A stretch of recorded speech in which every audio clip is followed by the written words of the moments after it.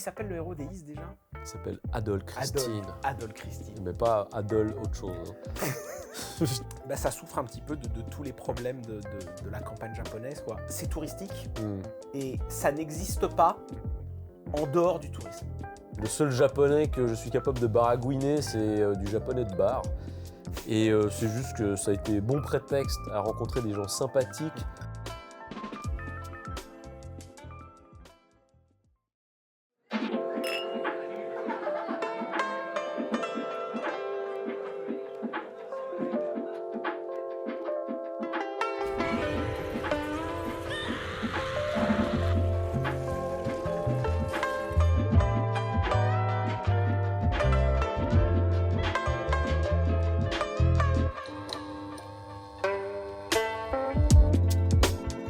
Salut les Nakayosh! Salut à vous les Nakayosh, comment ça va?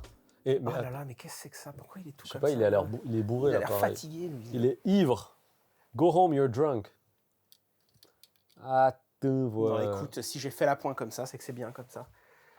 Alors, bon, attendez, on voit le cucu de Célib. Bon, écoute, ce sera pas cadré, ce sera Ce pas sera centré, pas on a gagné, c'est l'habitude. pas grave. De toute façon, On n'est pas à ça près. Bref, bienvenue à vous les Nakayoshi dans ce nouvel épisode qui est un... FAQ. Ah putain, c'est pas vrai. Il y a quoi? Rien, c'est ça. Ah, c'est la guirlande. Insupportable. Putain, tu sais qu'il y a des gens qui croient vraiment que c'est une fissure. Ah oui, il y a des gens qui croient que c'est un truc sur leur écran. Parce qu'il y a quelqu'un d'autre qui a demandé, mais attendez, derrière vous, est-ce que c'est un mur porteur? Tu veux pas l'allumer, la guirlande? Comment je l'allume? C'est ça? Ouais. Voilà. Bon, on Putain. a les projecteurs, ça se verra pas. Ouais, ça se verra pas, mais la lumière soit... Ouais, c'est marrant parce que... on prenait nos verres, mon petit peu. Oui, Le tien qui est à moitié vide, d'ailleurs. c'est marrant parce qu'il y a quelqu'un qui avait demandé si c'était un mur Pas porteur. campagne cette fois-ci. Ah oui, pardon. Pas Santé, d'amitié. santé, santé. À la tienne. À la tienne, mon gars. Ah, c'était marrant parce qu'il y avait quelqu'un qui avait demandé si c'était un mur porteur parce qu'il pensait qu'il y avait une fissure. Genre, imagine l'épisode final avec le plafond qui tombe sur la tête. Oh là là. Ce serait pas très drôle. Non. Mais bon, aujourd'hui, quoi de neuf, mon Célim? Eh ben écoute, quoi de neuf, pas grand-chose en vérité. Hein. La vie suit son cours, comme on dit. On a reçu la semaine dernière notre bon ami Nico Senpai. Nico s'est régalé. Ouais, franchement, Il c'était était marrant. super sympa, ses chocolats délicieux. Ah oui, t'as mangé le chocolat alors? Bien sûr, sa personnalité encore plus. Enfin vraiment, c'était une très belle rencontre. Et du coup, super t'as pensé quoi? C'est quoi le meilleur? Ah bah j'ai vomi instantanément. non, c'est faux, c'était délicieux, c'était trop bon. Ah, c'était incroyable. Moi j'étais plus... Lavande, pas lavande. Plutôt lavande. Ouais, lavande, la lavande, était c'est trop très, bon. très bon. Disons que le romarin, c'est moins mon... Enfin, c'était délicieux quand même, tu vois. Mais c'est vrai que la lavande, il y a quelque chose. Non, la lavande, c'était trop bon. Et même, pareil, le fondant, il était... Oh. Ouais, il est bon, Oh. le fondant. Hein. Tu sens vraiment la différence. Bah, grosse dédicace à Nico. Ah oui. Du coup, on s'est donné pour objectif d'aller le visiter. Bah, ce sera bien d'aller à Hayama. Ouais. De passer un petit coup à Hayama et puis de passer cool. à sa boutique. Et ce puis, serait vraiment cool de passer le voir. Je suis allé voir un petit peu sur son Insta, il fait des trucs qui sont quand même super chouettes. Tu vois. Oui. Donc moi, ça me donne très très faim. Et j'ai envie de faire ça avant qu'il vienne guide. Ouais, et puis bon, manger gratuitement, ça se refuse pas. Je suis pas sûr. Hein Je suis pas sûr que ce sera gratuit. Hein. Mais oui. Oh, pour un ami, putain. Nico, on rigole. merde. Mais en tout cas, dédicace à Nico. Je suis content parce que quelqu'un a eu la blague que j'avais faite pour... Sans paille. Oui. C'est pas mal. Quelqu'un l'avait. Attends, parce que t'avais mis quoi dans la banderole déjà J'avais mis Nico sans paille, boit directement à la bouteille, je crois. Boit à la bout de bouteille. directement à la bouteille. Elle était bonne. Dur. Elle était bonne. J'essaie de vous faire rire les Nakayosh, putain, même si des fois c'est pas drôle. Moi, j'apprécie l'effort. En tout cas, aujourd'hui, on a un nouveau FAQ et on va passer en revue les questions des Nakayosh. Est-ce que tu es prêt? Je suis prêt, toi. Alors, on a une première question de Sagato. Voilà, donc je sais pas si c'est un hommage à Sagat de Street Fighter. J'espère que c'est pas un hommage à Sagawa de la livraison. Parce que, Ah, ça quoi? Sagawa? Ah, t'aimes pas Sagawa? Si. Non, mais c'est juste que c'est... Ok, non, moi j'aime bien Sagawa. Écoute, Sagato au chocolat. Exactement, dédicace à Sagato, Nico Senpai, c'est donc... Mais il pose des questions très intéressantes. Alors, qu'est-ce qu'il pose? Alors, première question, il y en a deux en une. Ouais. L'endroit du Japon que vous voulez visiter et quel est votre endroit préféré du Japon? C'est une excellente question, effectivement. Vas-y, montre-nous. Alors, Je te laisse attaquer. l'endroit du Japon que j'ai envie de visiter, c'est Onomichi, une ville qui se trouve, une ville en bord de mer qui se trouve pas loin de Hiroshima. Ouais. Je crois que Hiroshima, c'est une préfecture ou pas? Je sais pas. Je ne sais pas. Je ne sais pas, mais en tout cas, c'est à côté d'Hiroshima. Et Onomichi, j'ai beaucoup envie d'y aller parce qu'il y a beaucoup de films très intéressants qui avaient été tournés à une certaine époque, dont, tu sais, La Traversée du Temps. Il y avait un film animé avec un caractère design de Sadamoto d'Evangelion. Ça me dit quelque chose, oui. C'est en fait Oui. une fille qui... C'est pas aussi avec le même cara design que, comment ça s'appelait là un peu à la Summer Wars. la meuf avec les deux loups, là, les deux gamins loups, les enfants loups. C'est oui, ça hein. c'est Sadamoto. Ouais, voilà, justement. c'est ça, ok. Exactement. Je l'ai. Et en fait, ça, c'est l'adaptation d'un film qui était sorti dans assez vieux film hein, quand même. Je crois que c'est un film des années 70, sauf erreur, qui s'appelle un truc genre Jikano Nanoko, je sais plus quoi. Et en fait, dans le film... La fille du temps. Exactement, c'est la fille du temps. Et en fait, dans ce film, d'ailleurs, il y a une dédicace dans le jeu Yakuza 6, parce que le jeu Yakuza 6 se passe à Onomichi. Et il y a une des quêtes annexes où, en fait... Est-ce que tu joues Kiryu ou pas dans le 6 ? Ouais, tu joues Kiryu. Hein. Je crois que tu joues plusieurs persos. Le 6, c'est le dernier. Si, tu joues Kiryu. Ouais, tu joues Kiryu. Tu joues Kiryu pour la dernière fois, du coup. Alors là, t'as juste... C'est marrant, je l'ai fait, mais je me souviens pas. Bah oui, il y a une partie à Onomichi. Pas tout le jeu est à Onomichi. Et en fait, il y a une des missions annexes où en fait, c'est une jeune fille qui se casse la gueule dans les escaliers. Et en fait, c'est en référence à ce film, La fille du temps.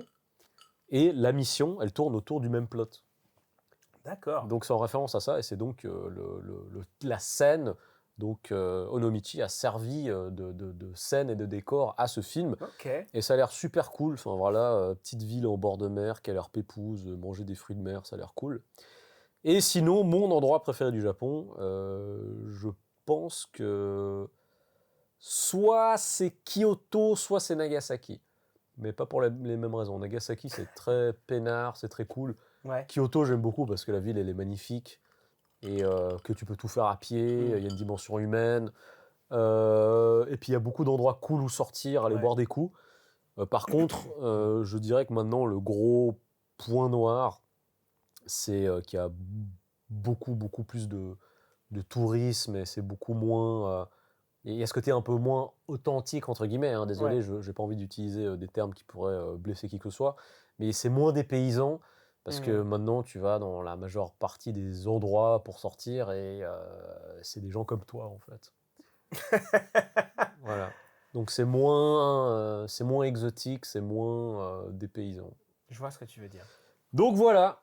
Et toi, alors, ton endroit préféré endroit préféré, endroit que tu as envie de visiter? Écoute, endroit préféré, honnêtement, c'est dur de choisir, mais je dirais que j'en ai deux.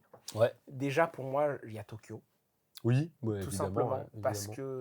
Parce qu'en fait, c'est juste que pour moi, personnellement, hein, le Japon, c'est Tokyo.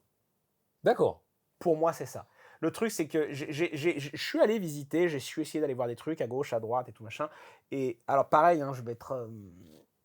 je veux blesser personne, ce n'est que mon avis, etc. Machin et tout, mais... Tu veux parler de la campagne? Ouais, moi, je suis désolé, je ne suis vraiment pas à propos de la campagne japonaise. Genre le week-end dernier, on est parti en vadrouille à Hakone. Donc pour la petite histoire, je crois que c'est la 5e fois que j'allais à Hakone. Bon, t'aimes quand même bien Hakone. La première fois que je suis allé au Japon, je suis allé à Hakone. Ensuite, avec des potes, je suis retourné à Hakone. Je suis revenu au Japon, je suis retourné à Hakone. Bref, Hakone maintenant, c'est ma 2e maison. Je connais par cœur. Tu connais bien. Hein. Et le problème, c'est que ça souffre un petit peu de tous les problèmes de la campagne japonaise, quoi. C'est-à-dire c'est touristique et ça n'existe pas en dehors du tourisme. J'ai eu le même problème quand je suis allé à Nikko, par exemple. Ouais, je vois ce que tu veux dire. C'est-à-dire que c'est des endroits que les touristes font vivre et à 16h30, c'est rideau. Tout ferme, il n'y a plus personne, il n'y a plus personne dans les rues, tu ne peux pas trouver un resto. Nikko, pour trouver un resto le soir, bonsoir. C'est-à-dire que normalement, en fait, tu es censé bouffer dans ton hôtel, mais nous, on avait pris un hôtel où il n'y avait pas de bouffe. On est sorti dans la ville de Nikko pour aller acheter à bouffer. Et putain, mon gars, on a trouvé un seul truc ouvert. J'ai chassé des écureuils. Un seul. Et je te parle période touristique, hein, je te parle pas Covid, les enfers et tout machin. Un seul resto ouvert, un truc de ramen et gyoza, c'était très bon, il n'y a pas de souci, tu vois. Mais enfin, ville fantôme. Et Hakone, c'est pareil. Hakone, 16h30, plus personne, plus rien, tout ferme. Et la semaine dernière, c'est vrai que j'ai eu un peu ce côté où genre... j'ai détesté. Enfin, c'est pas que j'ai détesté. Je sais pas comment l'expliquer. Attends, alors, c'est-à-dire que c'est joli. Enfin, est-ce que t'as pas un côté un peu carton? Dans le sens où tu as l'impression que c'est faux. 1 milliard %. Ok, ouais. 1 milliard %. En fait, je vois ce que tu veux dire. Parce que, en fait, c'est un peu le gros problème que j'ai si tu fais la comparaison avec la France. La France, tu vas dans la campagne. Je suis désolé, enfin, je dis la France, l'Europe de manière générale, parce que la Suisse, c'est la même chose, j'imagine. Alors, c'est vrai qu'en Europe, il y a des campagnes magnifiques. L'Europe, tu vas dans la campagne, tu prends l'Angleterre, tu prends la France, tu prends. Alors, l'Espagne, je connais pas assez, tu vois, mais. C'est très sec, mais c'est très beau. Tu vas dans la campagne, c'est beau. T'as des petits villages avec des vieilles maisons en pierre, machin et tout, c'est charmant, tu vois. De la Loire et tout. Le problème de la campagne japonaise, c'est que, alors j'imagine que c'est aussi à cause des tremblements de terre, tout ça, machin, c'est que t'as des vieilles bicoques en plastoc qui sont juste décrépits. C'est pas charmant, t'as de la rouille de partout, c'est dégueulasse. Alors t'as un petit charme urbex, un petit peu, machin et tout, mais c'est déprimant ouf. La question que je me pose, c'est est-ce que tu trouves que ces endroits, ils sont justement pas habités? Mais oui, parce que c'est des endroits qui sont juste designés à recevoir des touristes. Il n'y a pas de vie dedans. Regarde, il n'y a pas longtemps, j'ai regardé à la télé une série que j'aime bien. Quand j'étais plus jeune, je regardais beaucoup... Enfin, quand j'étais plus jeune, il y a quelques années, je regardais beaucoup une série qui s'appelle Top Gear. Oui, les voitures. Tu connais, voilà, les voitures. Alors moi, à la base, les voitures, je n'ai rien à péter. Et aujourd'hui, après avoir regardé la série, j'en sais toujours autant qu'avant que j'ai commencé à la regarder, tu vois. Et donc, c'était géré par 3 Gugus. Et c'était intéressant à regarder parce que c'était 3 Gugus qui avaient une bonne chimie entre eux et qui étaient très rigolos. Et le Gugus principal de cette série, après ça, après les voitures, il a décidé d'ouvrir une ferme en Angleterre et il a lancé une série sur Amazon qui s'appelle Clarkson's Farm, parce qu'il s'appelle Jeremy Clarkson. Et tu vois des images de la campagne anglaise, là où il a décidé d'ouvrir sa ferme, c'est juste magnifique. Des grands champs avec des fleurs, des trucs, des animaux, des lapins, c'est juste beau, tu vois. Et ça ressemble énormément à la campagne que tu as en France, tu vois. C'est juste beau. Tu as un petit village avec des vieilles bicoques, machin. Enfin, en pierre, ça a une âme, ça a quelque chose. Il y a des gens qui habitent là, tu vois.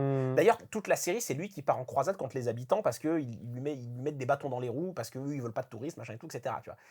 Quand tu vas dans la campagne japonaise et que tu visites la campagne japonaise, il n'y a pas de vie, il n'y a pas de gens qui habitent là. C'est que des aménagements pour touristes. Et c'est tout. Et tu vas de boutique de souvenirs en boutique de souvenirs. On te vend des trucs à chaque fois. Ah, tu veux monter en téléphérique, ça s'étend, tu veux faire ça, c'est temps. Alors, c'est vrai que je suis d'accord. C'est usant, c'est triste. Moi, ça me fatigue. Je suis d'accord avec toi parce que malheureusement, il y a 2 facteurs qui expliquent ce genre de situation. C'est que déjà, la campagne, elle est tout simplement laissée à l'abandon parce que la population, elle devient soit trop vieillissante, soit les gens, ils s'en vont.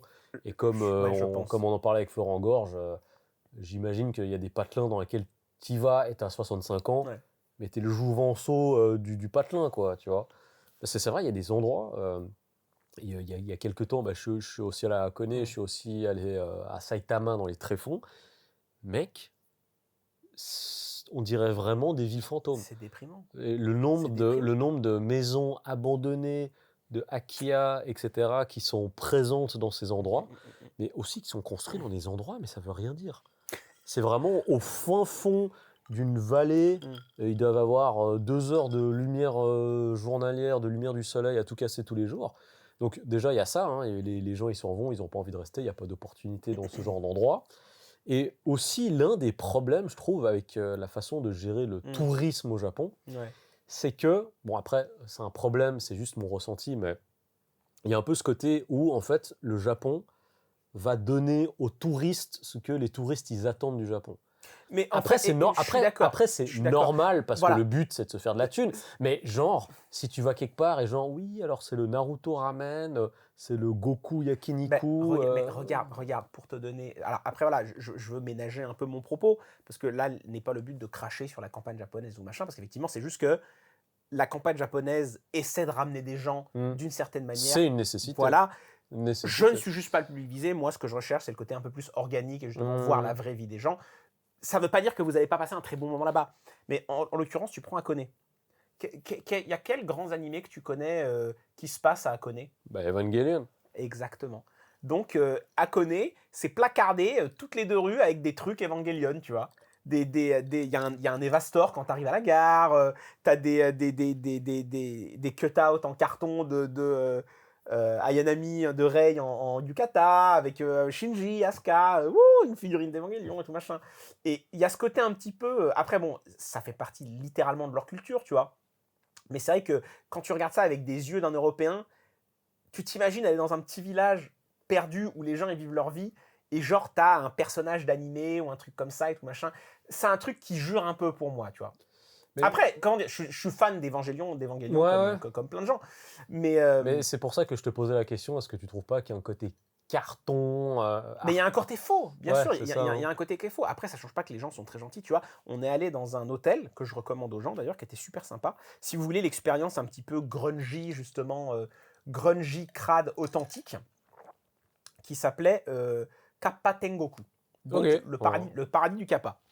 Le Kappa qui est donc un démon japonais que vous avez sans doute déjà vu. Il est chauve, il a une espèce d'auréole autour de la tête avec juste des cheveux et un bec, il a une carapace de tortue, c'est un monstre un petit peu...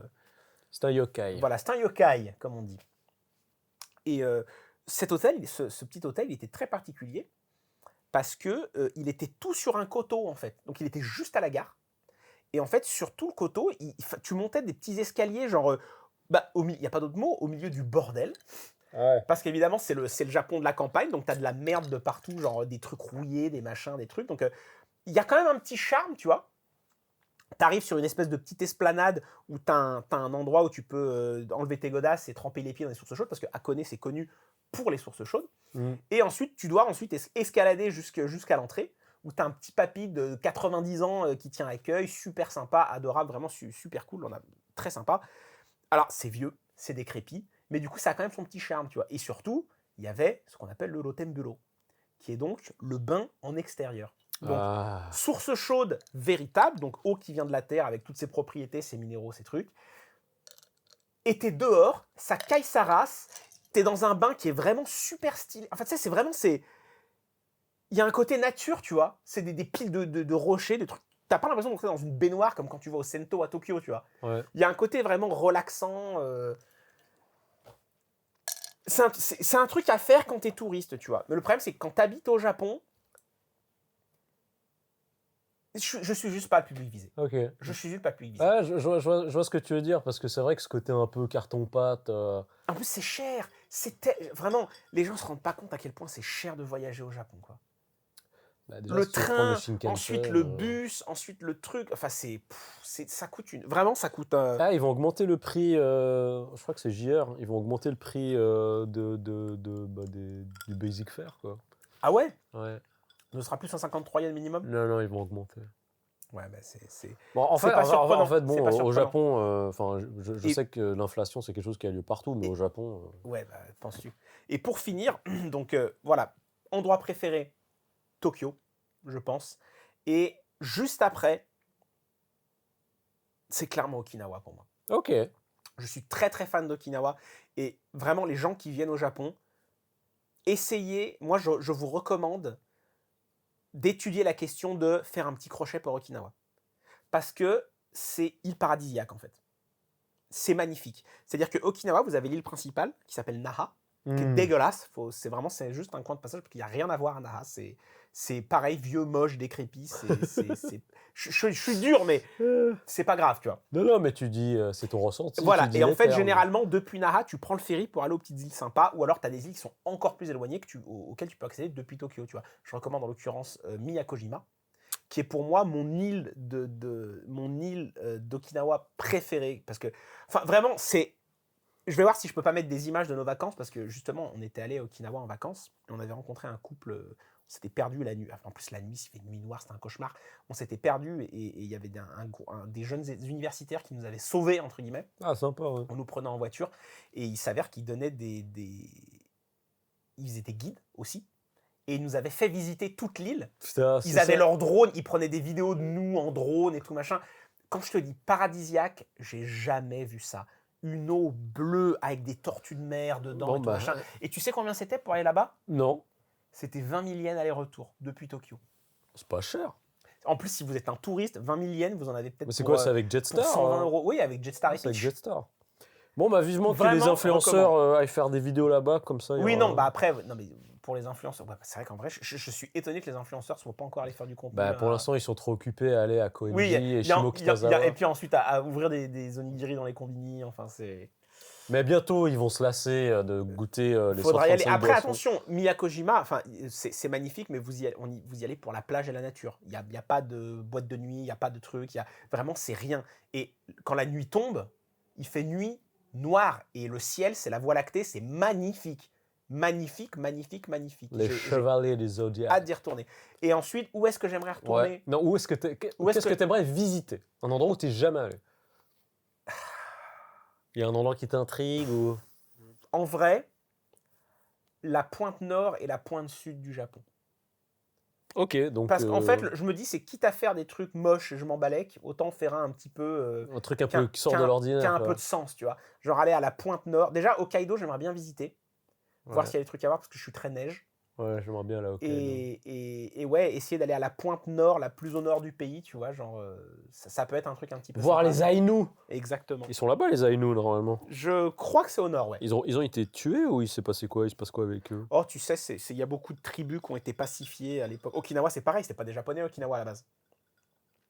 C'est les Japonais qui les ont... C'était un autre peuple. Et c'est les Japonais qui les ont... qui sont quick, je crois. Il n'y a plus de natifs? Je crois pas. Maintenant, c'est tout mélangé. Mais tu trouveras plus un 100%. Je pense pas que tu peux trouver encore aujourd'hui un 100% okinawayen. Je pense pas que ça existe. Bon, bah écoutez... Bref, pardon pour cette parenthèse, j'ai beaucoup parlé, excusez-moi. Attends, parce que Sagato a d'autres questions. Oh là là. Alors, essayons d'être un petit peu plus succincts sur les suivantes. Allez.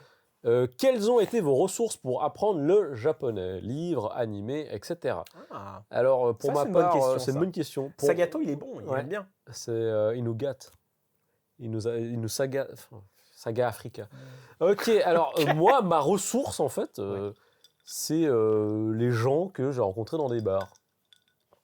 Très bien. Voilà, c'est juste, c'est pour ça que le seul japonais que je suis capable de baragouiner, c'est du japonais de bar. Et c'est juste que ça a été bon prétexte à rencontrer des gens sympathiques, bonne vibe, et puis très souvent picoler jusqu'à pas d'heure. Donc moi, ça a été ma principale ressource. Et toi alors? Moi, il y a eu quand même plus, parce que c'est vrai que moi, quand je suis arrivé au Japon, c'était quand même dans l'optique d'apprendre le japonais. Et ça a été un petit peu ma ligne de survie pour pouvoir rester au Japon aussi. Donc, non, moi, quand j'étais vraiment à fond, tout dépend de quel est ton projet. Si tu veux l'apprendre au japonais, si tu veux l'apprendre au japonais, ça ne veut pas rien dire. Si tu veux l'apprendre au Japon, le mieux, c'est vraiment de rejoindre une école. Si tu es vraiment sérieux au niveau de ça et que tu veux une certification et que tu veux réussir à passer une certification japonais, je pense que c'est le meilleur à faire. Sinon, sur le côté, donc évidemment, les animés, quoi qu'on en dise, ça aide beaucoup. Ça aide ton écoute, ça aide l'oreille, ça aide ton vocabulaire, ça aide un petit peu tout. Mais c'est bien de se faire violence des fois et essayer de regarder, par exemple, sans les sous-titres. Pour vraiment te focus uniquement sur l'oreille. Faut pas hésiter à y aller un petit peu comme ça. Anki. Grosse ressource Anki. Mec. Donc, Anki. Ouais. Mec, tu sais, parce qu'en fait, Anki, moi j'utilisais un moment. C'est ça où tu peux acheter des flashcards là. Oui, voilà. Alors, tu peux les acheter, mais il y en a aussi qui sont gratuits. Mais en fait, moi j'avais acheté un set de flashcards. Je ne sais pas comment les uploader dans l'application. Ah, mais ça, c'est parce que t'es vieux. J'avais fait ça il y a 10 ans. T'as un iPhone ou un Android? J'avais un iPhone. Bah voilà. Ça marche pas sur iPhone? Mais je pense que c'est plus... Je crois que l'appli, elle est pas sur iPhone. Mais non, mais j'ai utilisé Anki sur iPhone. Ah non, si, elle y est. Mais en fait, je pense qu'il faut que tu uploades depuis un autre truc. Il faut que tu uploades depuis un autre... Parce que tu sais, tu peux pas juste mettre des fichiers sur le téléphone, sur iPhone, je crois. Ah, sur Android, tu peux? Oui, bien sûr, pas de souci. Mais mec, parce que justement, là, il me disait... Alors, c'est justement ça. Parce que je crois que la manipulation que je devais faire, c'était depuis mon ordinateur, faire envoyer des trucs à je sais pas quoi. Bon, j'avais dépensé genre 25 €. En fait, le problème, c'est que tu aurais dû faire ça sur l'ordinateur et après, en fait, tu peux synchroniser ton compte directement sur ton iPhone et ça télécharge automatiquement les trucs. Mais voilà, moi, la méthode qui marchait pour moi, chacun a la sienne. Déjà, ne pas négliger les kanji. Vraiment, les kanji, c'est vital. Vital. Et ça aide énormément au niveau du vocabulaire, au niveau de la lecture. J'avais suivi une méthode dont j'ai oublié le nom, qui en fait, au lieu d'apprendre d'abord les kanji avec le vocabulaire, tu apprenais ce qu'on appelle les... Ah putain, j'ai oublié comment ça s'appelle, tu vois, ça fait tellement longtemps. Tu sais, les kanji sont composés de plusieurs symboles. Ouais. Tu vois, je crois que ça s'appelle ça les primos ou les trucs quoi. En fait, tu utilisais des moyens mémotechniques pour apprendre ces symboles. Par exemple, celui-là, ça veut dire canne, donc ça, c'est un vieux monsieur avec une canne, donc le kanji, du coup, ça veut dire. Et en fait, tu trouvais des moyens mémotechniques pour t'aider à attraper les kanji et au moins te rappeler de leur sens primaire.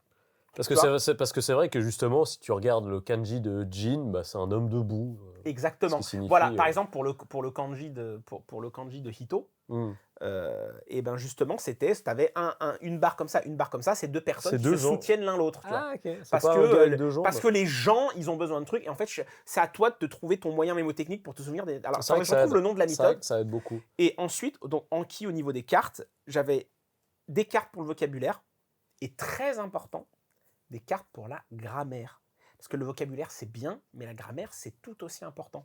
Donc, quand j'étudiais les cours de japonais à l'école, je prenais une photo de la page de grammaire ou d'une partie de la page de grammaire sur mon bouquin et j'en faisais une carte sur Anki.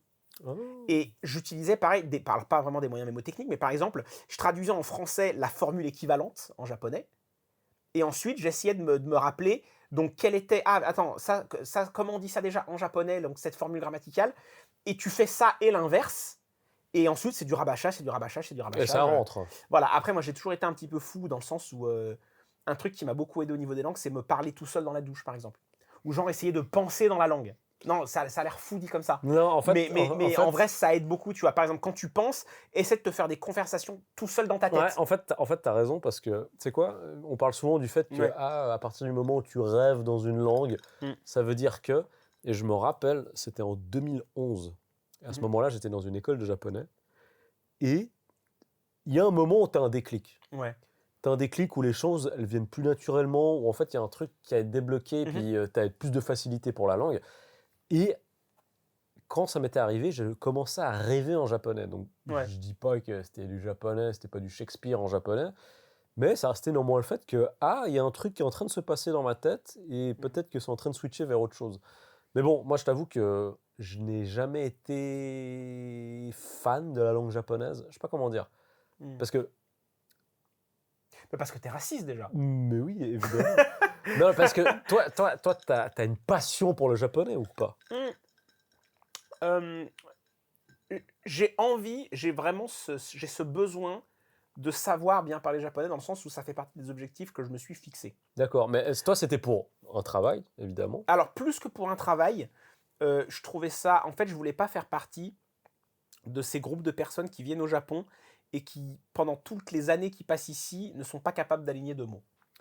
Putain, et Dieu sait si on a beaucoup. Parce que, en fait, si tu fais ça, tu passes à côté de l'expérience. En fait, moi, j'avais envie de parler avec des Japonais. J'avais envie d'échanger, j'avais envie d'en savoir plus sur leur style de vie, sur leur façon de faire, sur leur coutume. Est-ce que ça, c'est pas un réflexe d'expat?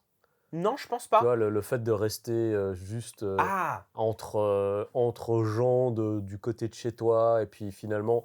Parce que mec, je pense que ça se voit dans d'autres pays aussi. Tu regardes la communauté, des gens de la communauté française que j'ai vus, mais ils sont tout le temps ensemble.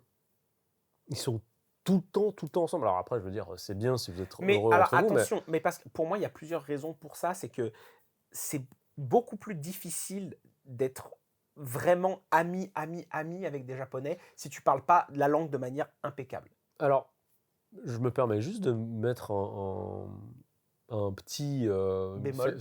C'est pas un bémol parce que c'est pas pour dire que c'est faux, tu vois, mais par exemple, les amis que je me suis fait et qui sont toujours mes amis à l'heure actuelle, c'est des personnes, quand je les ai rencontrés, je parlais pas japonais. Ouais. Et eux ne parlaient pas anglais, en fait. Ce qui fait que c'était vraiment dans un mode où il y avait des efforts qui étaient faits d'un côté comme de l'autre. Moi, j'essayais de catcher des trucs à droite à gauche. Ça a l'air de vouloir dire ça. Oui, mais t'es tombé sur des gens, pour le coup, qui voulaient vraiment faire l'effort, tu vois. Oui, mais ce qui fait que malgré le fait qu'on n'ait pas une compréhension linguistique parfaite les uns envers les autres, c'est néanmoins devenu de très bons amis. Et d'ailleurs, c'était marrant parce que c'était week-end passé. Je suis allé dans le bar d'un très très vieux pote à moi qui est japonais et qui ne pipe pas un seul mot d'anglais. Ouais. Et lui, je me rappelle à l'époque, donc il y a une dizaine d'années, c'était son boss qui m'avait dit, enfin le boss du bar dans lequel il bossait avant, il m'a dit, ouais, tu savais que pour, je vais pas dire son nom, mais tu savais que pour lui, tu étais son premier ami étranger. Ouais. Il nous en a parlé. Et moi, j'étais content parce que, genre, je suis son ami, alors que nous, on est sortis des dizaines, des vingtaines de fois ensemble, boire des verres, aller manger ensemble, j'allais le voir sur son lieu de travail, tralala et tout. Et même jusqu'à maintenant, hein, parce que moi, mon japonais, il n'est pas du tout parfait, mais même si on communique en japonais, mais on est quand même hyper potes, même s'il n'y a pas ce degré de compréhension qui est linguistiquement parfait, tu vois. Ouais. Donc, je pense que ça peut marcher, hein, tu vois. Vous pouvez devenir ami avec... Non, bien sûr. Après, mais il y aura toujours les questions de la culture, nuance, la culture, que après, ça dépend de la personnalité de chacun. Il y a beaucoup de trucs, typiquement, moi je me rappelle, qui m'avaient beaucoup choqué, surtout en share house, tu vois, où genre, j'ai remarqué qu'il y a beaucoup de Japonais qui vont... Comment expliquer? Après, attention, je ne veux pas faire l'amalgame et tout, c'est juste de mon expérience à moi, tu vois. Il y a beaucoup de Japonais, je trouve, qui ont tendance à te faire subir leurs humeurs, par exemple.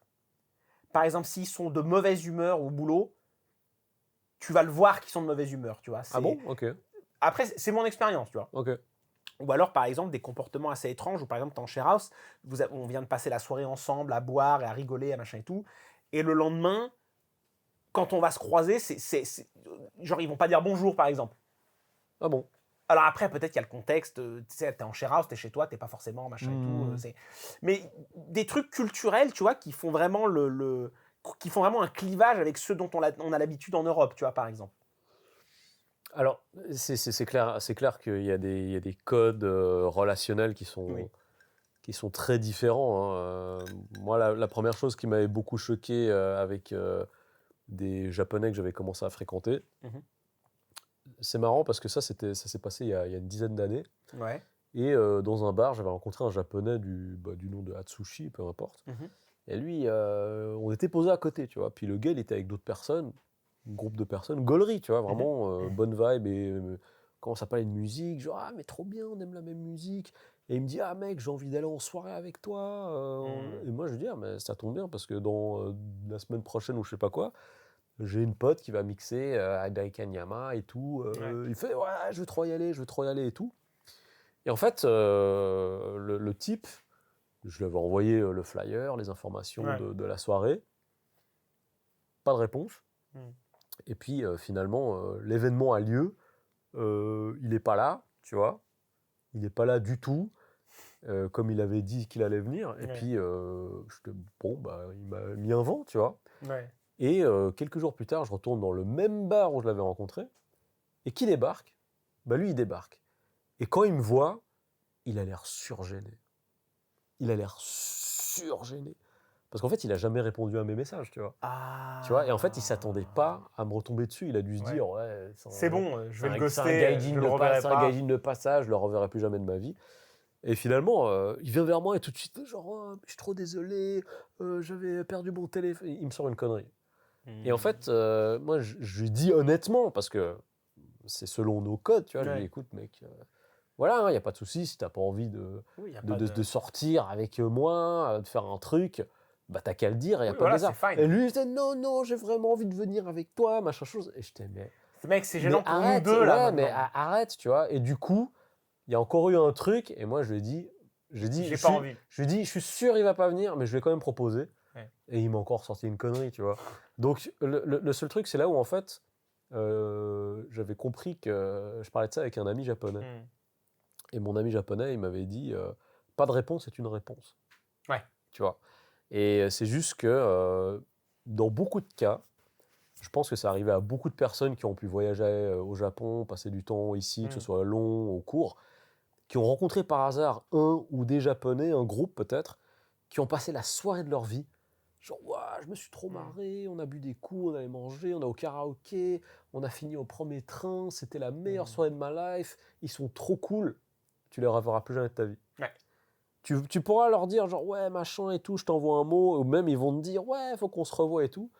Oui, ouais, c'est vrai que le nombre de fois où ça m'est arrivé d'échanger des lines avec des gens que tu rencontres en soirée, et puis après, il se passe plus rien. Mais bon, après, j'imagine que c'est aussi la même chose en France aussi. Enfin, tu sais, c'est pas non plus. Bah en fait, c'est la vie. Bah, de mon expérience en Occident, Si t'as pas envie, si t'as pas envie, tu le proposes pas. Non, ouais. Tu vois, c'est juste ça. Et c'est pour ça que du coup, quand toi, en tant qu'étranger, bah, tu débarques quelque part, tu connais pas forcément les gens et tout, tu connais pas les us, les coutumes, t'es un peu nouveau. T'as des gens, ils font un pas vers toi, t'es trop content, mec. Ouais, en plus de ça, tu passes un super moment. Et finalement, bah, cette expérience avec cet Atsushi, moi, ça m'avait hyper déçu. Jusqu'à ce que, justement, on me fasse comprendre et que je comprenne que bah, c'est des codes à adopter, en fait. C'est des choses qui peuvent fonctionner comme ça ici. Et il ne faut pas le prendre personnellement. Ça ne veut pas dire qu'ils te détestent, c'est juste que bah, tu étais intéressant ou peut-être que les gens ils t'ont accompagné le temps d'une soirée, peut-être par convenance. C'est la même chose en France, le nombre de fois où tu fais des plans, genre ah oui, il faudrait qu'on se fasse 5 de ces 4. Et c'est juste par politesse et tu n'as pas du tout l'intention de le faire, tu vois. C'est vrai. C'est des trucs qui se disent, c'est comme ça. Écoute, c'est vrai. Mais, ça, c'est un peu international même. C'est vrai, mais je trouve que la différence, c'est qu'en fait, ici, la culture de l'hospitalité, elle est tellement forte et tellement bien faite qu'en fait, tu as tellement l'impression d'être particulier, de passer un moment privilégié avec ces gens, et que ça veut dire quelque chose, alors qu'en fait, ça veut rien dire. Et c'est pour ça que si tu ne sais pas qu'en fait, ça va mener à rien, cette soirée, que vous n'allez pas devenir pote ou quoi que ce soit. Tu t'investirais pas autant. Exactement, et puis tu finis déçu. Mais on continue avec les questions de Sagato. Allez, alors, putain, il arrête pas, c'est le Sagato Show aujourd'hui. Ouais, alors, on va dire un top 3. Votre top 3 JRPG all time. Challenge, là. C'est compliqué parce que là, il faut que je prenne 2 minutes pour réfléchir quand même. Moi c'est assez clair. En vrai, c'est assez clair. En vrai, c'est assez clair, moi aussi, je me rends compte. Première place. Si, en fait, c'est facile, je l'ai, ouais, c'est bon. Première place, je vais mettre 2 jeux ensemble. C'est Suikoden 1 et 2. D'ailleurs, il y a le. Je le savais. D'ailleurs, il y a le. C'est pas un remaster. Si, c'est un remaster. C'est un remaster. Il y a le remaster qui est sorti. Il faudrait que je mette la main dessus. Suikoden 1 et 2, pour moi, ils vont ensemble. Pour moi, c'est. Ah putain, c'est dur en fait. C'est le The Best, First Spot. Top 3, c'est trop peu. Deuxième. Allez, deuxième, je vais mettre Sakura Tyson 1 et 2 ensemble. Encore, hein, c'est un peu le même amour que j'ai pour le 1 et le Suikoden 1 et 2. Sakura Tyson 1 et 2, qui sont donc des tactical RPG, des dating simulations qui étaient sortis sur Saturn et la Dreamcast. Il y en a pas un qui est sorti avec le style de Tite Kubo, justement, de Bleach. Oui, il a l'air vraiment pas mal. C'est le Shin Sakura Tyson. Il a l'air super bien. C'est juste que en fait, le problème, c'est que le design pour un Sakura Tyson, c'est... Ah oui. Je préférais quand même le style de Kosuke Fushishima, donc celui qui fait Ah My Goddess et tout. Bien sûr. Ah, mais mec, ne m'en parle même pas. Aussi les Tales of. Oui, la majorité des Tales of. Aussi la majorité des Tales of. Mais moi, je suis très, très, très fan. Ouais, Sakura Tyson 1 et 2, pour moi, c'est des souvenirs incroyables. J'ai pas fait les premiers, tu vois. Tu sais, ça a été quoi mon premier Sakura Tyson? Je crois que c'est un Sakura Tyson. C'était avec la Cowboy. Oui, c'était le 5. Ouais, en fait, c'est le premier. J'avais kiffé. Le 5, c'est le premier qui a eu une localisation américaine et européenne. Oui, mais oui, c'est exactement ça. Je ne sais pas pourquoi, parce que ça reste quand même des jeux très, très niche, tu vois. Tu vois, j'oublierai jamais, parce qu'il était sorti en même temps que Persona 3. Oui. Et je devais faire un choix, et j'ai acheté les deux. Putain. C'est trop bien. En fait, Sakura Tyson 5... Je l'ai en 2 exemplaires. Parce qu'en fait, il y avait un épisode, pas un épisode 0, c'était un prequel de Sakura Tyson 5 qui était sorti sur PS2. Ouais. Donc ça, je l'avais. C'était PS2 Ouais. Ou PS3 Je crois que c'était PS2. Bref, peu importe. Après, j'ai l'édition japonaise de Sakura Tyson 5, le pack sa mère avec un t-shirt et un slip, j'en sais rien. Et finalement, j'avais chopé l'édition européenne normale parce que je ne voulais pas ouvrir mon pack spécial. Mais en fait, mon grand souvenir de Sakura Tyson, c'est que je me rappelle, j'avais un pote qui, lui aussi, il était très à propos des JRPG, etc. Ouais. Et les premiers Sakura Tyson, en tout cas jusqu'au 4, n'ont jamais été localisés. En tout cas, ils n'ont jamais eu des traductions officielles. Ouais. Et ce qui fait que moi, j'avais chopé Sakura Tyson 1, 2 et 3 sur Dreamcast. Et j'étais c'est bien joli, mais ça parle beaucoup, c'est des dating sims, comment est-ce que je peux y jouer? Et en fait, sur ce fameux site qui s'appelait GameFAQ, ça existe encore GameFAQ, ça existe encore GameFAQ. il y a une traduction Vraiment. Textuel de tout. mais De tout. Donc ça en se faisait à l'époque, je me j'avais l'ordinateur portable que mon père utilisait pour le travail. Je le mettais sur mes genoux et j'avais téléchargé tous les FAQ du site GameFAQ. Et en fait, chaque ligne, chaque truc de dialogue, je suivais religieusement là où il fallait aller. Ouais. Et ce qui fait que j'ai pu faire Sakura Tyson 1, 2, 3, 4 que de cette façon. Et quand j'avais parlé à ce pote qui aimait bien les JRPG, genre « Oh putain, Sakura Tyson 1 et 2, ils sont tellement bien », il me disait « Mais comment t'as pu comprendre et tout ?» J'étais « Non, mais je les ai finis parce qu'il y a les traductions. » 2 fois plus de temps. Et il m'a dit « Non, je te crois pas, c'est impossible, c'est tout en japonais et tout. » Et non. J'ai pu tout faire avec grand plaisir. C'est marrant que tu parles de ça parce que moi, je me rappelle à l'époque. En fait, c'est marrant parce que c'est une période dont je suis nostalgique aussi. Parce que c'était ce côté un petit peu... Tu sais, tu avais énormément de jeux qui ne sortaient qu'au Japon. Oui. Et du coup, l'import avait quelque chose d'exotique. Ouais, mais t'as un truc, c'est encore plus spécial. Tu vois, il n'existe pas là dans mon marché, tu vois. Non. Personne d'autre ne peut l'acheter de manière normale, tu vois. Et il y a ce côté un petit peu trésor et pépite un petit peu, tu vois, caché. Et c'est vrai que c'est un truc qui me manque parce que ça n'existe plus maintenant quasiment des jeux qui sortent au Japon, tu vois. Et j'avais eu ce coup avec, moi c'était à l'époque de la DS. Ouais. Ils avaient sorti, le Jump avait sorti donc le Smash Bros du Jump qui s'appelait Jump Superstars et après il y a eu une suite qui s'appelait Jump Ultimate Stars, je crois. Et quand Jump Superstars, donc c'était littéralement Super Smash Bros en 2D avec les persos du Jump, tu vois, donc Naruto, Luffy, Goku, et puis tu sais, t'avais un système de... Genre en fait chaque perso était représenté par des cases de manga et en fait tu arrangeais tes cases un petit peu comme un et tu faisais sur l'écran du bas en fait avec le tactile et t'avais des persos d'invocation et tout machin. Stylé, ouais. Et en fait t'appuyais sur le personnage pour l'invoquer, en fait, sur la case, parce que c'était des cases qui venaient directement du manga en fait, tu vois, des différents mangas. C'est vraiment stylé. Et c'était trop stylé et c'est pareil. Comme il n'y avait pas de traduction fan à l'époque où tu piratais le jeu et machin et tout, t'avais un fichier texte avec tous les dialogues traduits, les menus, les machins et tout, et t'étais en japonais, et tu reportais aussi, alors là, ça dit quoi? Et il y avait un côté vraiment... c'était juste excitant, tu vois. Mec, en fait, tu sais, en repensant à Suikoden 1, ouais. Parce que Suikoden 2 était sorti en français. Ouais. Moi, je l'avais acheté. C'est fou, ça, quand même. Ouais, il avait été traduit en français. D'ailleurs, la traduction française était excellente. Et Suikoden 1, c'est vraiment le jeu qui m'a fait apprendre l'anglais. Ah. C'est vraiment le jeu qui m'a fait apprendre l'anglais parce que moi, je connaissais quelques mots de vocabulaire et tout, mais ça a jamais passé un certain cap où, genre, plus que de comprendre des directions, il faut comprendre un plot. Mais oui, mais 100%. Et les plots dans les Suikoden, c'est souvent des histoires de trahison, il y a de la politique, il y a des coups montés, c'est un peu du Game of Thrones en fait. Mais 100%. Et le truc, c'est que là, moi, j'avais vraiment mis un point d'honneur à me dire, il faut que je comprenne. Il faut vraiment que je comprenne parce que le jeu, ça paraît trop bizarre parce qu'en fait, ce jeu, je vais juste finir mon top et puis je vais revenir dessus. Alors, troisième position, Lunar 2. Voilà, Lunar 2, Eternal Blue, Lucia, magnifique, tu es belle, je t'aime.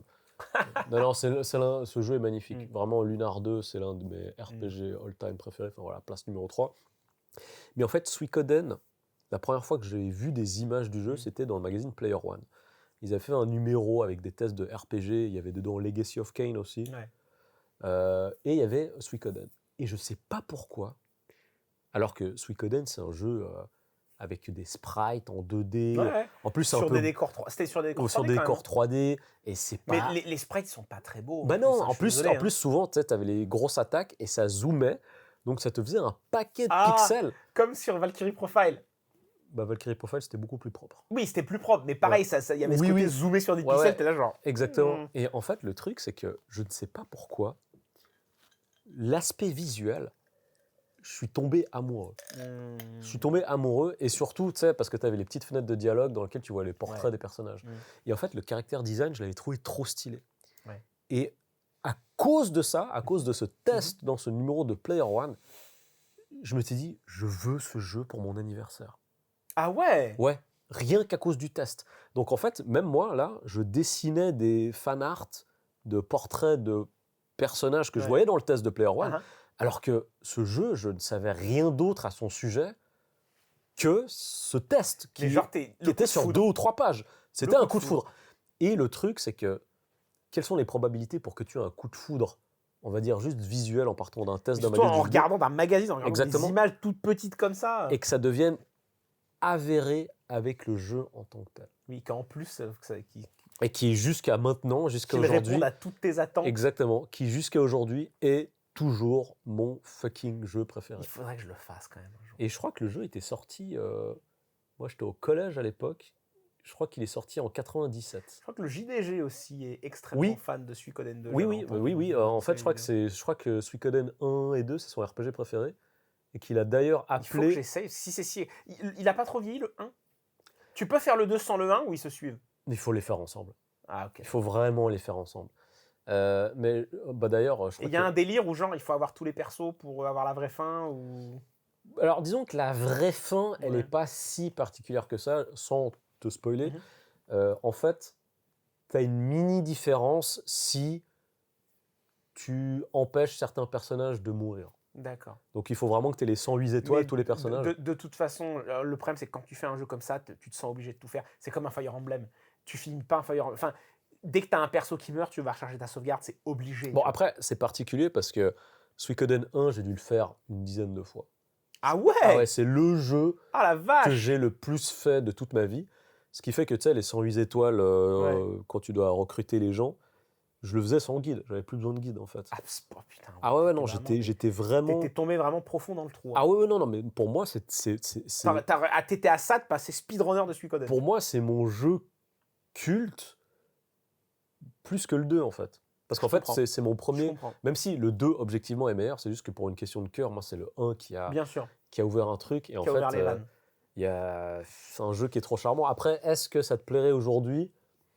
Moi, je suis très ouvert au niveau de... Le problème, c'est que pour moi, en fait, comment dire, si un jeu est bon, il est bon. Mais alors, je dirais que pour toi, tu peux aimer parce que... Si c'est bien écrit, ça me plaira. Parce que t'es pas quelqu'un qui s'arrête à l'aspect visuel ou ce genre de choses. Je sais que ça peut te plaire. Si c'est bien écrit et que le gameplay, en plus, est bon, moi, j'aurais aucun problème à me mettre dedans, tu vois. Ah, d'ailleurs, souvent, le JDG, dans ses vidéos, je crois que quand il joue, il fait des tests et qu'il choisit des noms de personnages, il met le nom de Odessa. Ah bon ? Ouais. Et en fait... Et ça vient de Suikoden ? Ça vient de Suikoden 1.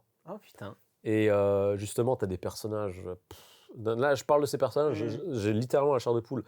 Des personnages comme Flick, comme Victor. C'est un jeu... Vraiment, c'est 2 jeux incroyables. Et le 3, enfin, il n'est pas dans mon top, mais le 3, il est bien aussi, parce que ça suit encore le plot direct. Il y a des personnages récurrents et tout. Et il y a un manga qui était sorti chez Soleil, de Suikoden 3, qui vaut plus la peine que de jouer au jeu. D'ailleurs, le 3, pendant un moment, sur PS2, en version américaine, c'était une grosse rareté. Ouais, ça m'étonne pas. Ouais. Et c'est dommage, parce que le gameplay du 3, il est complètement pourri. Ils ont essayé de faire un truc, mais c'est dommage. Hein. Ouais, écoute. Enfin bon, bref. Et toi, alors ? Écoute, c'est compliqué. Honnêtement, c'est extrêmement dur. C'est extrêmement dur. Mais je pense que je vais y aller comme ça. Numéro 1, malheureusement, ça ne peut être que FF7 pour moi. Parce que, en fait, FF7, si tu veux, c'est mon premier JRPG véritablement. Putain, en fait, mec. C'est-à-dire que FF7, j'en avais déjà parlé dans un ancien épisode, mais FF7, c'est un pote à la base, j'aimais pas les RPG. J'étais genre, oh, faut attendre son tour, c'est chiant et tout, jeu de l'action et tout. Enfin, j'avais pas énormément de culture jeux vidéo à cette époque. J'avais joué qu'à des jeux NES, Super NES. Enfin, tu sais, quand je suis passé sur la PlayStation, j'ai joué à Crash Bandicoot 1, Crash Team Racing. Déjà, j'étais en retard, moi, à cette époque, si tu veux. Okay.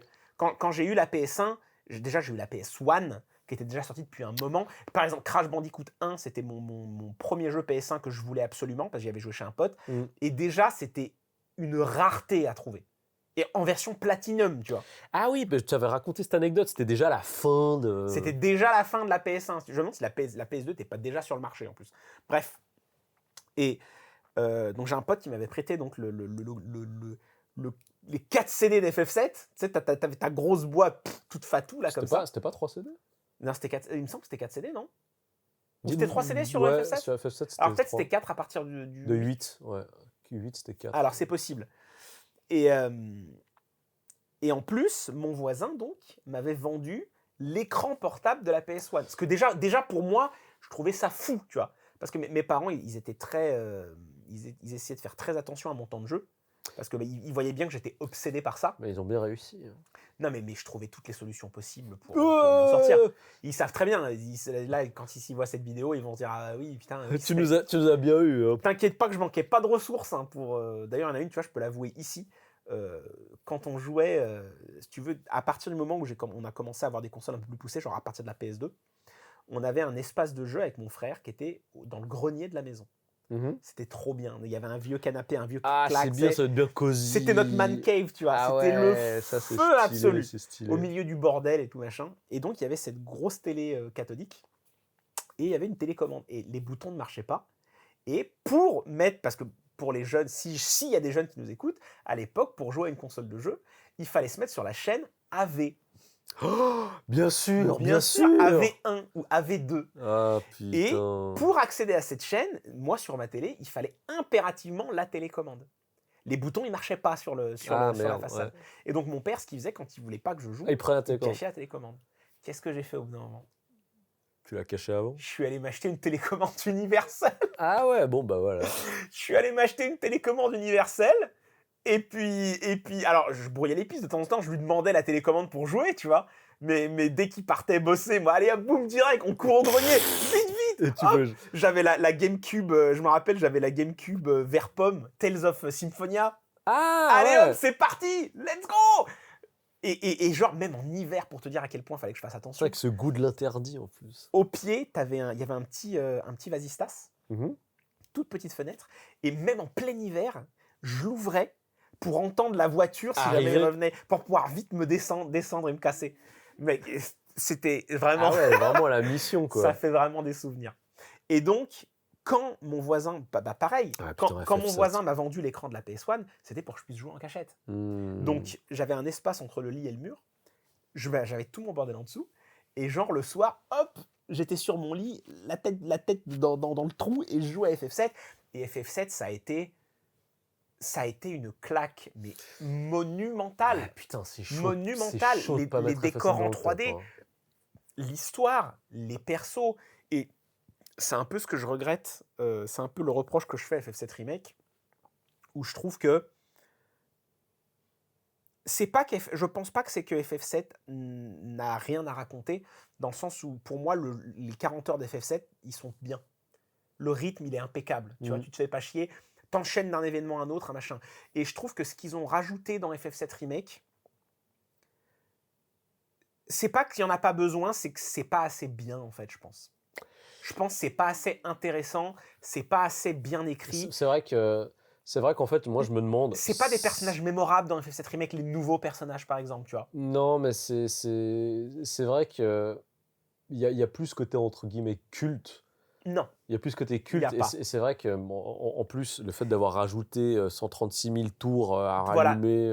exactement, le fait d'être tombé dans les travers des open world en plus. C'est ça. Et en fait, les mini-jeux, moi, ça me dérange pas, mais tous les délires de aller vite, faut retourner sur une tour et machin et tout. Mais je pense que si je le refais, je crois qu'il y a New Game Plus. Hein.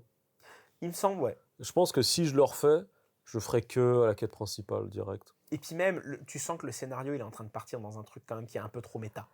Bah ouais, là, tiens, il y a Zach qui est là, il est pas dans le même plan de réalité, mais en fait, ça veut dire que il y a plusieurs univers.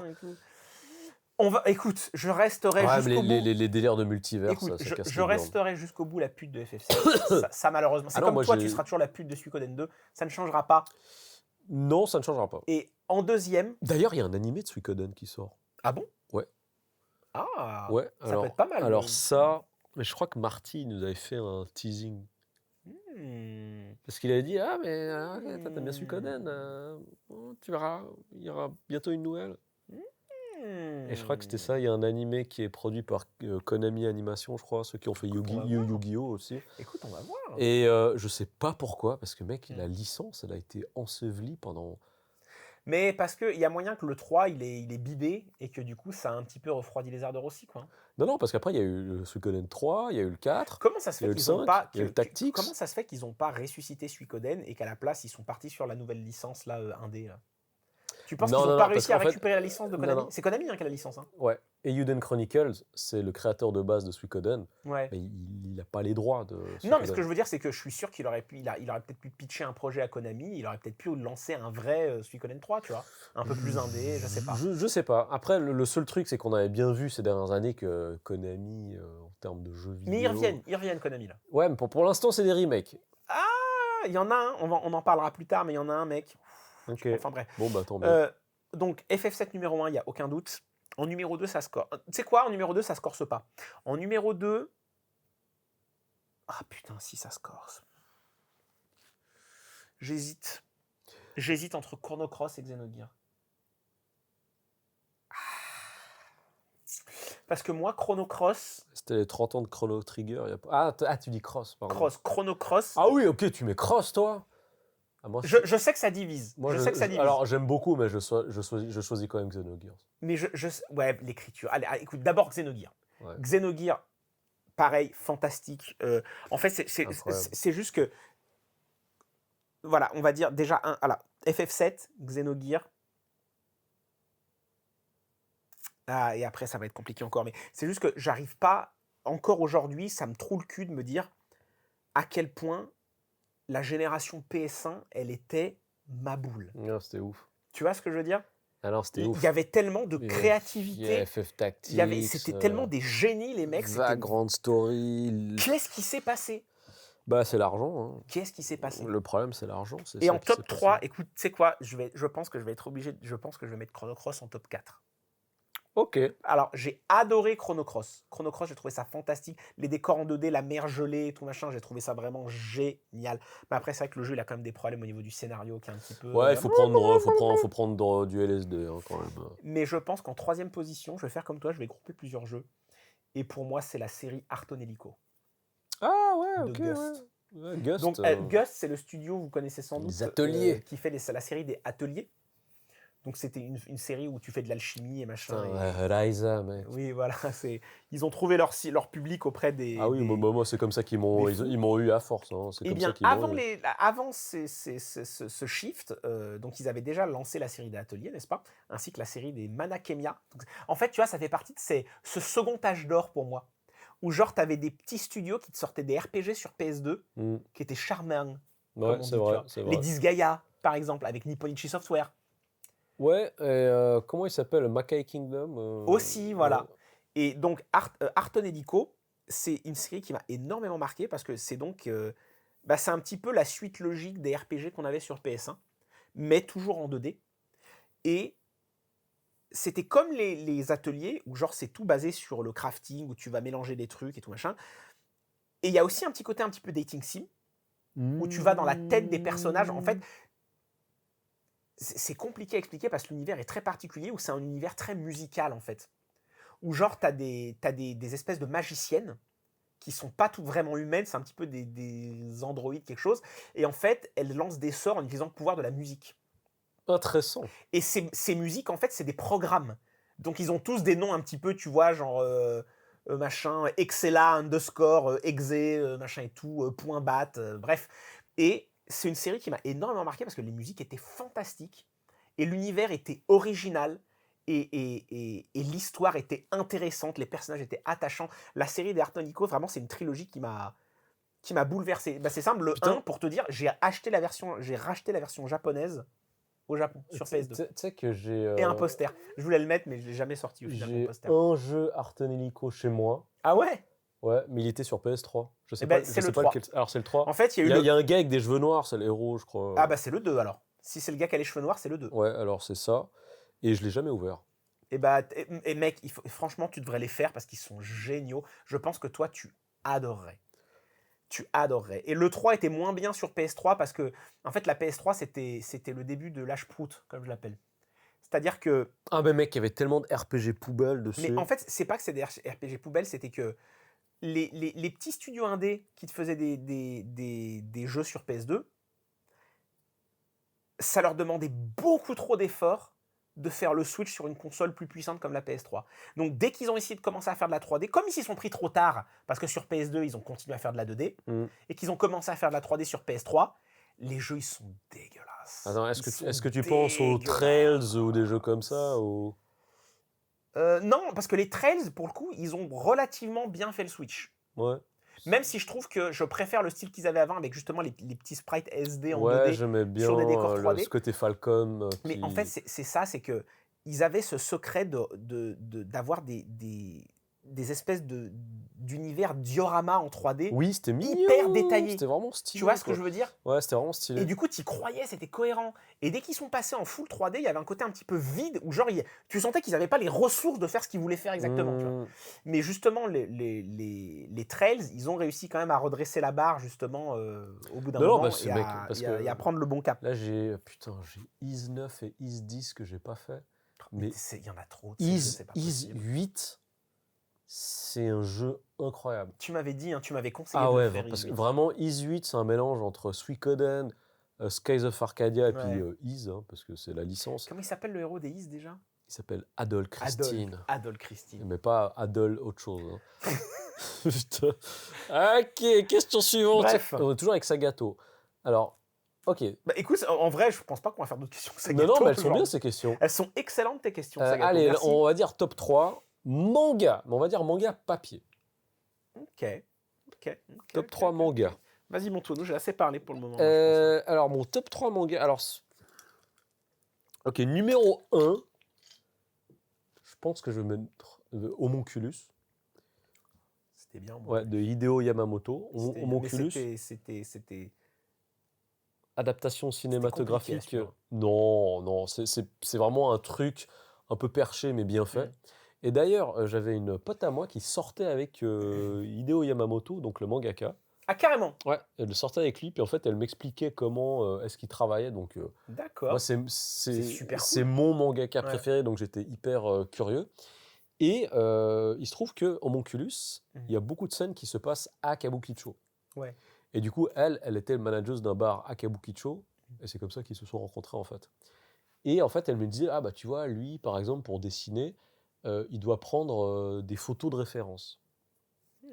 Donc il prend des photos de référence. Oui, tu sens que c'est ce style de manga justement qui ont des décors extrêmement réalistes. Voilà, mais même pour les passants, les poses, tu vois, il y a vraiment, pour tout dessiner, il a tous des références photos en fait. Et donc elle m'avait dit qu'il travaillait comme ça, etc. Donc oui, Homunculus pour moi, hands down. D'ailleurs, je crois qu'en français, il est en méga rupture de stock introuvable. Ah ouais? Ouais, c'était Tonkam. Je crois que c'était Tonkam, les éditions Tonkam qui l'avaient sorti. Certainement un très petit tirage. Donc moi, je suis très content d'avoir eu la chance d'avoir pu avoir tous les numéros avant la période de perdition. Et il y a une adaptation cinématographique sur Netflix qui est très pourrie. Voilà, je ne vous conseille pas le film, mais Homunculus est mon manga préféré. Numéro 2, je mets Mushishi. Ah, c'était bien Mushishi. Mushishi, très très bien. J'aimerais bien regarder l'animé. J'ai vu que l'animé, j'ai pas lu le manga, mais l'animé, j'avais. Alors, du coup, j'aimerais bien voir l'animé pour voir un peu le rythme, la musique et tout. Mais j'avais beaucoup aimé Mushishi. Enfin, dans les grandes lignes, c'est donc un mec qui s'appelle Ginko. On ne sait pas trop dans quelle période de l'histoire ça se passe. Il est dans la pampa japonaise, il est dans la montagne, et c'est un spécialiste des mushishi, des créatures qui s'apparentent à des insectes, qui sont à l'origine de beaucoup de contes et légendes. On va dire. Voilà, et dans la série, c'est ces petites bestioles qui sèment un petit peu la discorde dans les communautés locales. Et en fait, ça m'avait beaucoup marqué, parce qu'il y a certaines histoires, on a les mêmes histoires dans le folklore vietnamien, en fait. Ah. Et bon, je veux dire, les histoires asiatiques, je pense qu'il y a des choses qui se recoupent d'une façon ou d'une autre. Bien sûr, le frelon. Quel frelon? Le frelon asiatique? Non. Putain, ça c'est vraiment une bonne saloperie. Hein. Pareil, ouais. Et non, c'est juste qu'en fait, il y avait beaucoup d'histoires. Déjà, c'est traité avec beaucoup de poésie, c'est hyper bien écrit. Il y a quelque chose de triste, de mélancolique. L'animé, je veux te dire un truc, l'animé reprend très très bien ce côté-là, justement. Ouais, il faudrait que je mate l'animé. Je crois qu'il est sur les plateformes de streaming, il faudrait que je regarde. Et du coup, j'adore. Par contre, ça finit un peu genre, ah bon, c'est fini. Voilà, c'est un peu dommage, je suis pas trop fan de la fin. Et dernière place, je crois que je vais faire un ex-aequo. Ouais. Je vais mettre GTO. C'est dur, top 3 pour les Je vais mettre GTO et Claymore. Oh putain, Claymore. Ouais. Je vais quand même mettre Claymore parce qu'en fait, j'aime bien les histoires avec des personnages féminins forts. En plus, là, elles font la bagarre et puis elles sont élégantes. Comment elle s'appelle? Myria, Phantom Myria. Je me souviens plus des persos. C'est celle qui se déplace hyper vite. Les top 3 mangas, c'est trop dur. Et GTO, parce que pour moi, ça reste la meilleure représentation sociale, encore jusqu'à maintenant, du Japon. Voilà. Mais écoute, c'est un bon top. Écoute le mien, honnêtement, putain, top 3, c'est dur, parce que le problème, c'est que déjà, je peux pas me souvenir de tout. Boku no Pico. Ah, bah, il prend les 3 slots. Non, numéro 1, déjà, moi c'est clair, parce que c'est un peu comme FF7, j'ai un manga numéro 1 qui sera numéro 1 à vie, qui est, bah, tu le sais déjà, c'est Aria de Kozuya Amano. Ah, toi, t'aimes le manga à la base? À la base, alors j'aime l'animé à la base, mais du coup, le manga est m'a tout autant... Ah, ok. Donc, tu sais quoi, je le mets au-dessus du top 1. Allez, tu sais quoi, il est en dehors. Il est numéro 0. Il est numéro 0, il est incroyable. Ensuite, il y en a tellement. Dragon Ball, évidemment. Ok. Dragon Ball, c'est quand même un manga qui m'a énormément marqué parce que c'était juste incroyable. C'est vrai, bon, bah, c'est un game changer pour beaucoup de choses. Voilà. Ensuite, je suis obligé. Tu sais quoi, je crois que tu vas mettre Naruto. Je vais en donner un peu plus que 3. Non, il n'y a pas tout ça. Lovina. Ah, de ce facho d'extrême droite, de Ken Akamatsu. Ah bon, je savais pas. Ah, il est méga facho. Mais c'est juste que après là, je tape beaucoup dans la nostalgie aussi, tu vois. Parce que c'est juste que Lovina à l'époque, ça m'avait énormément marqué et j'avais adoré l'histoire. Les petits émois. Et tu sais, c'était un peu mon premier harem. Oui, mais harem où t'as vraiment où le setting était intéressant dans le sens où c'était des universitaires, tu vois. J'aimais bien Kitsune là. Ah, ça m'étonne pas, t'as l'alcoolique tout de suite. Hein. Ouais, pour moi, c'est un peu une Misato, quoi. Ensuite, je vais aller... Tu sais quoi, je vais faire un peu top 4, top 5. Je vais aller avec Berserk. Ah ouais, ok. Bah, Berserk, c'est incroyable. Berserk, c'est de la magie. Non, mais il y a juste un moment, dès qu'il y a les Kushan, c'est de la merde. C'est quoi les Kushan? C'est les fées, les machins, les trucs. Non, déjà, Picaf, les yeux rouges, là, c'est nul. Mais non, mais les Kushan, c'est un peu les Indiens, je sais pas trop, un peu des Arabes, non ceux qui ont les éléphants, non, ça ceux qui ont les espèces de petits gobelins dégueux. Ça m'a pas choqué. Le seul truc, c'est que je sais pas si cette œuvre, elle arrivera au bon un jour. Mais je sais que Berserk, c'est quand même une série que j'ai trouvé. J'adore la Dark Fantasy, en fait. Dark Souls, tout ça, machin. Et c'est vrai que. Claymore, c'est de la Dark Fantasy. Bien sûr, 100%. Ouais. C'est le Berserk féminin, un petit peu, Claymore. Ouais, mais j'adore Claymore. Bref. Et en dernier, je suis désolé, je peux juste pas m'arrêter à 3, c'est pas possible. Mention spéciale, parce que c'est un manga que j'aime beaucoup. Et c'est un manga que. Pour moi, c'est un peu le maître du suspense et de la tension. Junji Ito. Non. J'ai envie de recommander Akagi, qui est, alors attention, un manga sur le Mahjong. Ah, mais t'en as déjà parlé. J'en ai déjà parlé. Donc, c'est l'auteur, putain, j'oublie toujours son nom, mais l'auteur, tu sais, c'est aussi l'auteur de Kaiji. Et donc qui dessine justement ces personnages très anguleux. Avec des noms, voilà. En fait, c'est marrant parce que il me rappelle énormément l'auteur de 20th Century Boy. Urasawa. Dans le sens où ils vont te dessiner des visages, des vrais visages justement, comme tu as en Europe, tu sais, avec des gros nez, avec des trucs, avec des vrais visages, tu vois ce que je veux dire, et pas juste des visages animés entre guillemets. Okay. Des visages qui ont une personnalité, tu vois. Et Akagi, en fait, c'est juste que à la base, c'est ce manga qui m'a intéressé au Mahjong. Ah, c'est un manga sur le Mahjong. C'est un manga exclusivement sur le Mahjong. Ah, d'accord. Et c'est juste incroyable. C'est juste, tu as envie de savoir ce qui va se passer. Même si tu connais pas les règles du Mahjong, tu es tellement pris dans la tension, tu sais, parce que c'est toujours des histoires avec des yakuza, des trucs, des paris, donc ils sont tellement forts pour ça, parce qu'il y a tellement de créations et de trucs. Mec, genre... Il y a un animé Akagi qui est incroyable. Regardez-le. Ça, c'est quand même trop bien pour tout ce qui est manga, Japanimation, etc. C'est qu'ils arrivent à t'intéresser à des œuvres. Ou même à des sports. Hikaru no Go, le Go, enfin. Hikaru no Go. Ah, bah oui, de Obata. Voilà. Takeshi Obata. Non, mais c'est même, tu vois, genre, bon, je n'ai pas pu finir parce qu'au bout d'un moment, ça devenait un peu... Moi, je sais que le manga, il m'avait déçu à la fin. En fait, je voulais parler des Gouttes de Dieu. Ah, le manga sur le vin rouge. J'ai vu des pubs justement dans le train. Le manga sur le vin rouge. Et bon, après, c'est un peu un autre registre, mais Yakitate Japan, c'est des bars, quoi. Ouais, c'est drôle. Ah, c'est trop, mec. C'est dans la même veine que. C'est trop drôle. Sotsugeki no Soma, là. Tokugeki no Alors, Soma. Je peux pas te dire parce que Food Wars, j'ai jamais vu. Ouais. Mais en fait, Yakitate Japan, il y a justement ce côté très absurde. Ouais. Et il y a un peu. Over the top. Il y a puis un génie du comique, en fait, ça me rappelle un peu Rumiko Takahashi, dans le sens où il y a des trucs qui débarquent des fois qui sont tellement absurdes que ça te fait pisser de rire. Mais Rumiko Takahashi, Ranma. Ouais. Ranma, Inuyasha. Mais bon, après, tu vois, genre, Yakitate Japan, il y a vraiment des conneries, mais toutes les cases, quoi. Ouais. T'as toujours un truc au fond, puis il y a un personnage récupérant, c'est Brad Pitt. Ah bon? Ouais. Le vrai Brad Pitt? Non, mais en fait, le gars, il a dessiné Brad Pitt, et je crois qu'il l'appelle Broad Pitt ou un truc du genre, tu vois. Et c'est genre le souvenir d'enfance, de souvenir de jeunesse de l'un des personnages principaux, où genre lui, son meilleur pote, c'était Brad Pitt, tu vois. et en fait, c'est complètement con, mais c'est trop drôle, quoi. Donc non, vraiment, Yakitate Japan, c'est des bars. Ouais, après, bon, il y en a sans doute honnêtement, il y en a des dizaines et des dizaines que j'oublie encore, parce que là, c'est ceux qui me sortent du coin de la tête, mais j'en ai lu tellement, il y en a tellement qui m'ont marqué que... Ah non, il y a de quoi faire. Mais voilà, attends, alors écoute, ça fait un peu plus d'1 heure là déjà. Écoute, on va pas tarder à... Il a plus de questions, Sagato? Non, il n'y a plus de questions de Sagato. Est-ce qu'on termine avec une toute petite question? Allez, une toute petite alors. Et après un téton qui pointe. Une question de Sijmeng Xiong. Question, est-ce que les vêtements sont chers au Japon?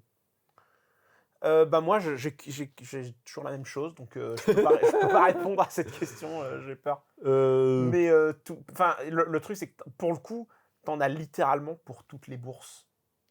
Ouais, non, bah oui. Après, même si tu veux pas cher, tu vas à Uniqlo. Mais Uniqlo, c'est très bien. Uniqlo, c'est très bien. Je trouve ça un peu boring. Uniqlo, je trouve ça un peu... Les coupes sont souvent pas ouf non plus. Et puis les couleurs. Bah après, tu vois, c'est un peu la mode à la japonaise, avec des couleurs très ternes, des vêtements très amples. Du beige, du blanc cassé. Y a rien de... Oui, c'est pas des marques de H&M, créateurs. j'aime bien ce qu'ils ont, généralement.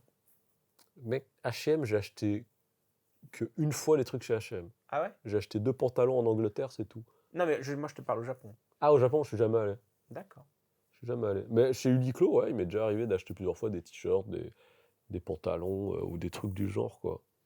Mais non, c'est pas cher. C'est comme partout d'ailleurs. Si vous venez de France ou d'ailleurs en Europe, là, vous allez être content. Taux de change, tax-free, ce que tu veux. Vous allez être content. D'ailleurs, les tax-free sont en train de changer. Ils changent l'année prochaine. Oh putain, j'ai vu des dingueries par rapport à ça aussi là. Justement, quand on dit gardera pour le prochain épisode, parce qu'on veut faire un épisode sur les news, je crois, un truc comme ça. Ouais. Ouais, alors. On va garder ça. Allez. Alors, du coup, voilà, merci, merci Sagato, parce que voilà, on a fait un épisode spécial Sagato. C'est vrai que c'était la Sagato spéciale. Mais il avait des très très bonnes questions. Ouais. Et il nous a lancé pendant 1 heure, tu vois. Et on va terminer sur un téton qui pointe. Alors, le téton qui pointe, qu'est-ce que tu as, Célimou? Écoute, moi, le téton qui pointe, je pense qu'il est tout trouvé. Je viens de finir, parce que l'animé donc vient de se terminer de... La Terre qui tourne, machin. Exactement, Chi, The Movement of the Orb. Putain, faudrait que je mate ça, quoi. Et c'était brillant. C'était brillant de bout en bout, vraiment. Ça me rappelle un petit peu ces films historiques qu'on avait à l'époque en France, où genre, tu sais, ça couvre qu'une partie de l'histoire, parce que tu peux pas avoir toute l'histoire du début à la fin, tu vois ce que je veux dire. C'est des trucs qui se passent sur des années. Donc il y avait ce côté un petit peu, voilà, une tranche d'histoire, et c'était juste brillant. Les personnages étaient fantastiques, l'histoire, c'était passionnant, il y avait de la tension, t'avais envie de savoir ce qui allait se passer. C'était... Vraiment, je recommande cet animé qui était fantastique. Je sais pas comment il s'appelle en français, j'imagine le mouvement de la Terre. Du mouvement de la Terre. Du mouvement de la Terre. Je ne sais pas si le manga va plus loin. J'imagine que le manga va plus loin, parce que la façon dont l'animé se termine, c'est très...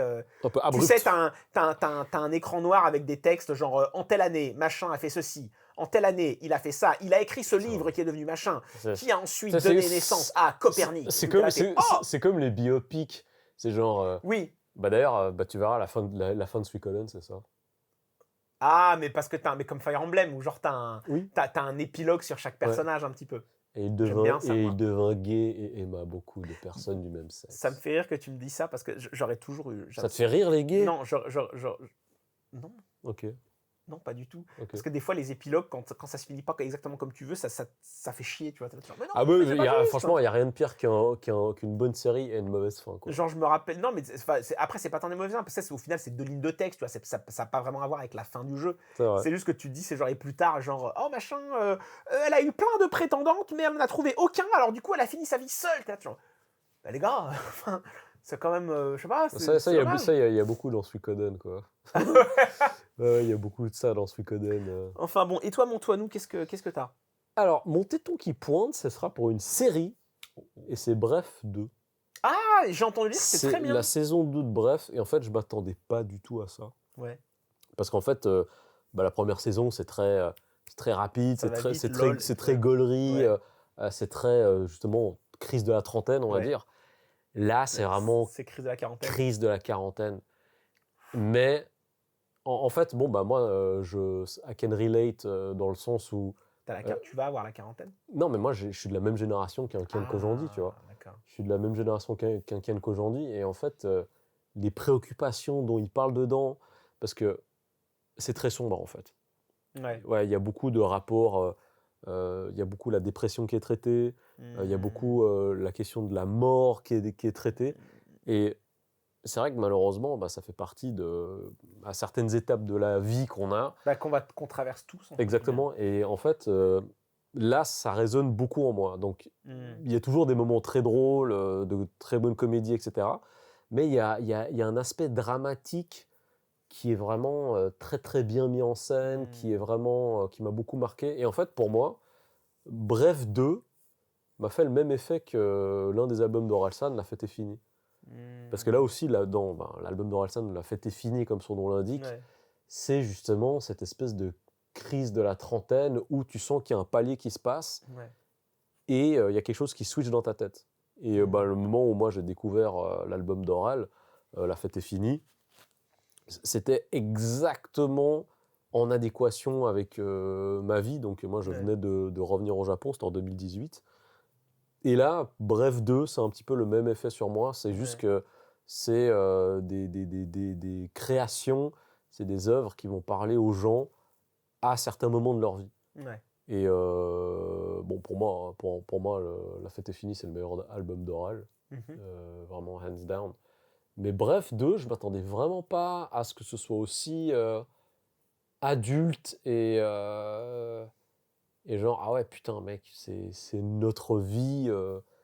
Et c'est beau, c'est vraiment cool. Vraiment, je conseille beaucoup, quoi. C'est précisément à cause de ces retours que j'ai pas osé regarder encore. Non, vraiment, c'est bien. C'est vraiment bien. Et en fait, ce qui est cool, c'est que tu vois qu'un gars comme Ken Kojandi, bon, il est très fort, hein, mais c'est un gars comme nous.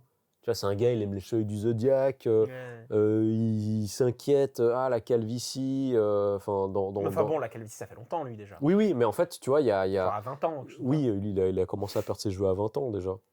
Mais il y a des sujets, en fait, que peut-être en tant qu'adulte, parce que là, on n'est plus des jeunes adultes. Un jeune adulte à 30 ans, ben là, à 40 piges, t'es un adulte. Ouais, enfin, même à 30 ans, t'es plus vraiment... À 30 ans, tu commences à être quand même un adulte aussi, hein.